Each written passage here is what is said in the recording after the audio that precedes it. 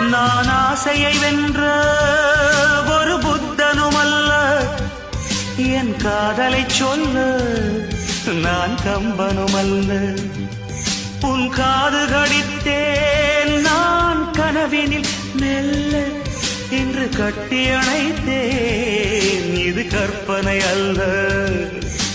அடிமனம் தவிக்கும் அடிக்கடி துடிக்கும் ஆசையை திறகிவிடு, இருவிழி மயங்கி இதழ்களில் இறங்கி உயிர் வரை பரகிவிடு. முத்தம் வழங்காது ரத்தம் அடங்காது.